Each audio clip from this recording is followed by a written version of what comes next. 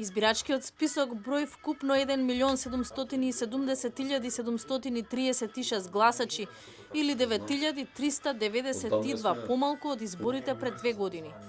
Бројката е менлива, а последната е добиена по вкрстените административни и теренски проверки, велат од ДИК.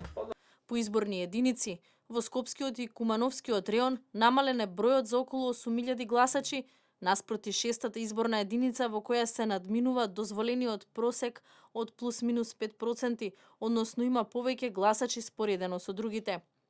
Од ДИК велат дека го известили и Министерството за правда и Собранието дека во шестка има 310.721 гласачи или во проценти плюс 5,28.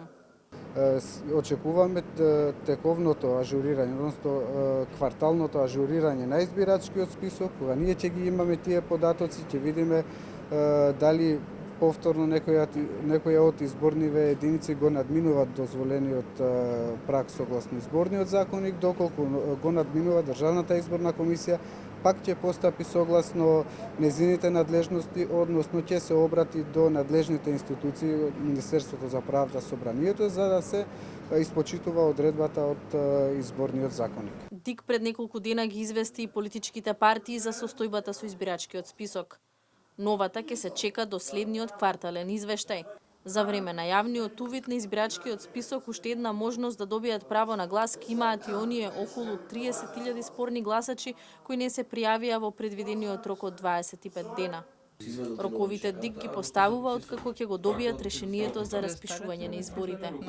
Го добиваме решението, Државната изборна комисија како прва активно што ја прави е донесувањето на роковникот за извршување на изборни действија и со донесувањето на роковникот се знаат веќе и секој рок до кога трае за секоја можна активност што се однесува до избори. Според договорениот датум за избори, Собранието треба да се распушти на 12 октомври, а на 21 ноември да почне изборната кампања.